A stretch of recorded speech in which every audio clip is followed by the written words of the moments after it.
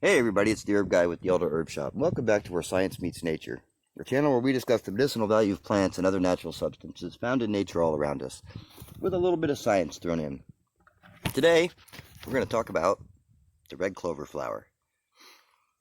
Now, red clover has been around for a very long time, of course, and I am harvesting today just the flowers for a specific project that I'm working on, and as part of the video today, I'm actually going to go towards the end of the video. You actually have to stick around to see it.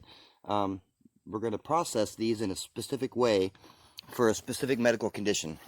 Now, in general, this is a great plant. It has lots of vitamins and minerals in it. It's loaded with vitamins A and C. It has calcium, iron, potassium, magnesium, and a surprising amount of protein. I'm collecting it in this bowl here, if you can see that. It's just an old nut bowl, but this bowl is going to serve a specific purpose today. Now, for the most part, red clover extract, red clover capsules are used for respiratory issues like asthma, whooping cough, bronchitis, other types of lung congestion. It also has some pretty amazing anti-inflammatory properties.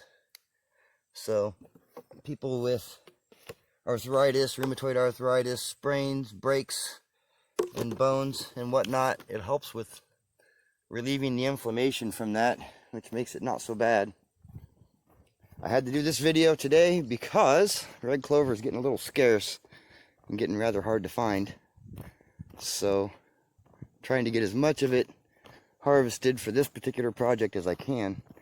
Now, for the most part, again, hate to say that so much, but it's considered a female herb or a woman's herb. It helps with a lot of female types of issues, menopausal issues like heat flashes and mood, people that have the real bad mood issues. It also seems to help with, I don't know if there's any over here or not, menstrual issues.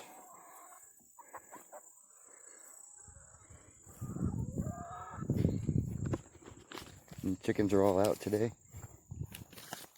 If you use it, you can make a wash out of it. You can use it for skin conditions like eczema or psoriasis, rashes, allergic rashes, things like that. It's supposed to help due to the anti-inflammatory properties in it. It helps with that. But that's not really the reason why I'm harvesting these flowers today. Harvesting these flowers today because of last year I came across a study in regards to the benefits of red clover flower in osteoporosis. Now, if you're unfamiliar with the term or the condition of what osteoporosis is is is a medical condition that affects, for the most part, women and women in later years. And it's a lack of, they lose bone density. It's where their bones actually, in some cases they'll lose 5 to 10% of their bone density. That means their bones get thinner and weaker. One of the good things about red clover and taking it as a supplement is it has, apparently, calcium and magnesium in the right amount to where your body can absorb the calcium like it's supposed to, and the magnesium helps make it so it's used more efficiently. So I found some more here. Let me grab these up. We have quite a few already, and this is somewhat of an experiment. I don't know if you can call it a science experiment per se, but I guess it would be. We have a family member who suffers from a form of osteoporosis, and she has been losing bone density in her bones. And I've known about this for a while, but getting around to actually making it has been a bit of a challenge. We've had a few other things happening in our lives lately that have made it somewhat difficult to take on new projects. But here's the flowers.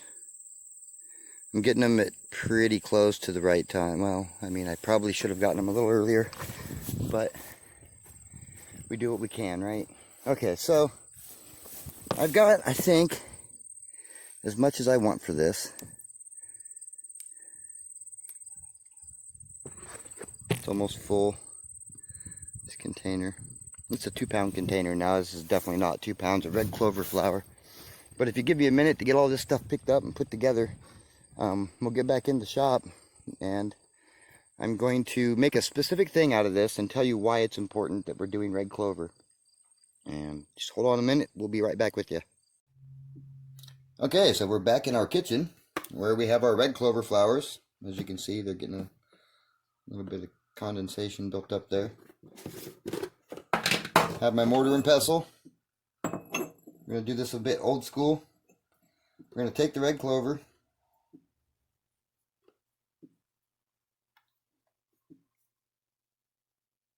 put them in the bowl.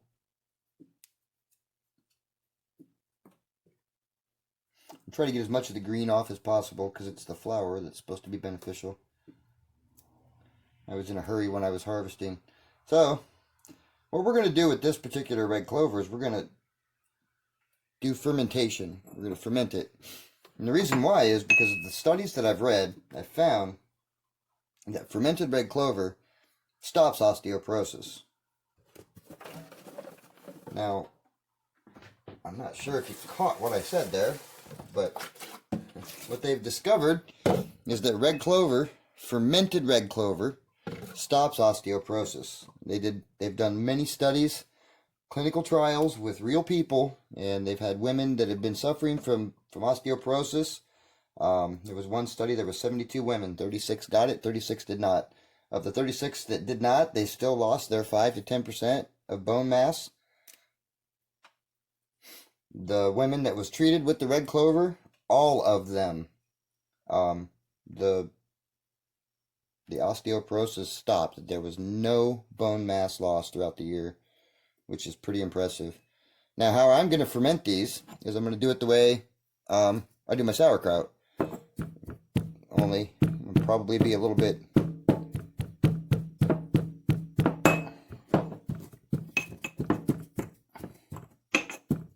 less gentle on the red clover flowers, as I usually am.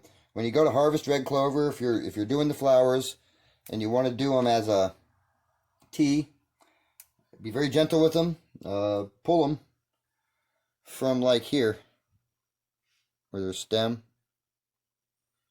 That way you're not bruising this flower, because this flower will bruise really easy and turn brown. For this particular project, since we are fermenting them, I'm okay with it turning brown. I mean, we're going to beat the heck out of it anyway. So yeah, they did that.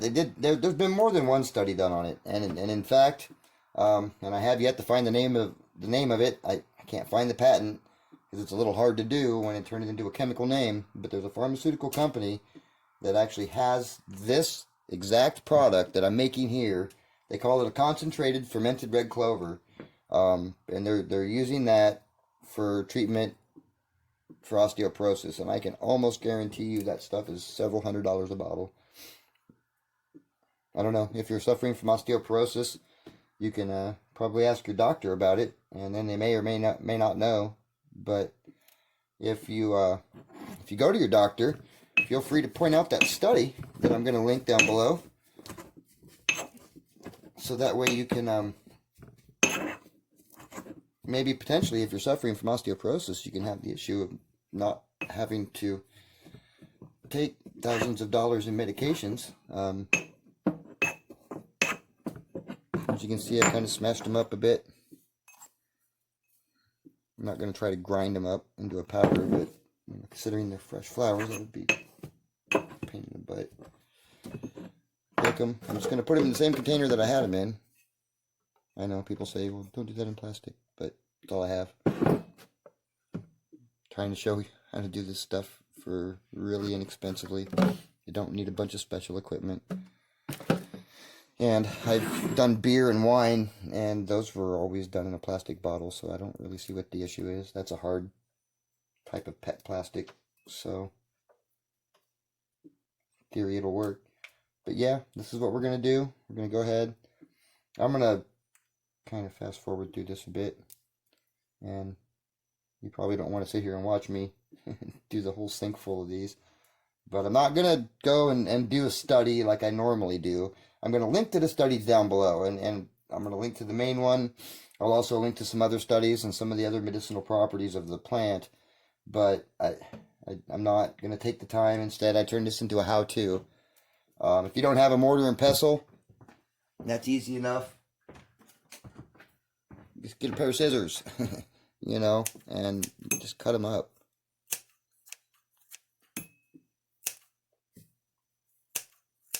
It's really not that difficult. This stuff it's not that complicated. And, you know, if you know somebody that has osteoporosis, this would probably be a great video to share with them, because if you can find a natural substance that has no side effects, and in the course of those studies, they found that they didn't have any side effects.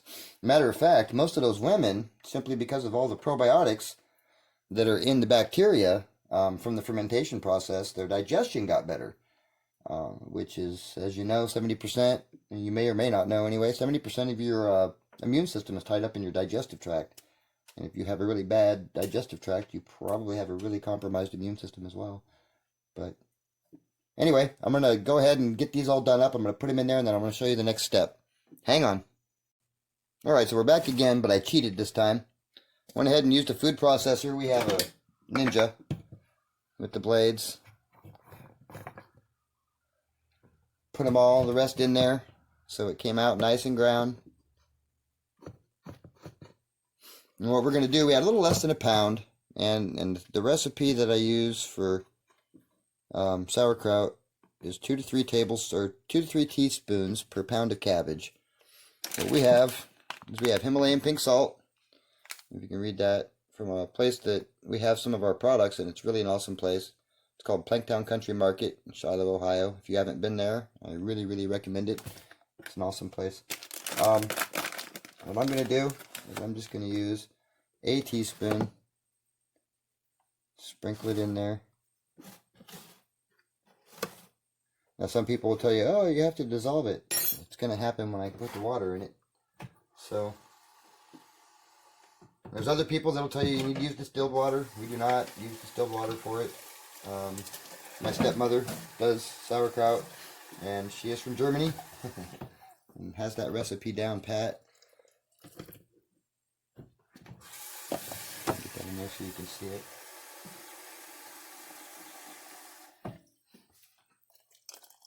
So I have 1 teaspoon in there right now. Get my mixer. I'm just going to start mixing it. The water will start coloring almost immediately. Kind of hard to tell on the camera, I know. So you mix and mix and mix. Now part of the issue, since we're going to be fermenting it, is we want to make sure that it stays on the bottom. It stays underneath the water. Because just like with sauerkraut, I'm going to assume that it's going to form a mold or a scum that cannot be, potentially ruin the whole batch. We don't want that. And if you add too much salt, well, then you're just going to have really salty water that's not going to do anything. It'll kill the bacteria. So I'm using about a little over 1.5 teaspoons. You figure with 2 to 3 teaspoons per pound, we have a little less than a pound. I'm compromising a bit. If you use too little salt, it will not ferment at all either. So there is that. And I've also done a little bit of a trick. I'm going to do a little bit of a trick. It's what I learned when we went ahead and did our dill pickles. We did fermented dill pickles, which, if you're going to do fermented dill pickles, they are not going to taste at all the same as what you get in the store. So be advised, that's a thing. Yeah, they are tasty. They do taste like dill. So what I'm going to do, in order to make sure that everything stays under the water, is I went and got a grape leaf from one of our grape plants. And if you don't have that, I mean, there's other things you could use. I guess there's bay leaves, and look on the internet. We are in the information age. But I'm going to use that to make sure that everything here stays under the level of the water. I've done the mixing. I guess I can say I don't know. That might taste pretty good when it comes out. Once it's fermented, 2 to 3 weeks, you'll be able to tell by the smell. It'll smell vaguely like wine, but once it's fermented, you take it out, strain it with a coffee filter, because you're not going to necessarily need the leaves, but I can say this. You may not necessarily need the leaves, but they could be useful, because the bacteria that is in the juice is not all going to be in just the juice. What's left over in the leaves will still be there. There'll be some there, right? So you can take that stuff that's left over and dry it out, put it in your food dehydrator. You could put it in your oven again. Just put it in a pan in the oven. And take the grape leaf. I gotta make sure that everything stays underneath the level of the water.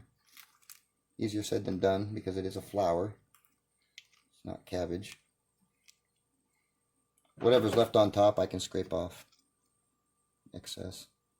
I have a couple of river rocks to keep the leaf down, at least in theory. This flower underneath. Alright, so that's there. I'm going to add a little bit more water.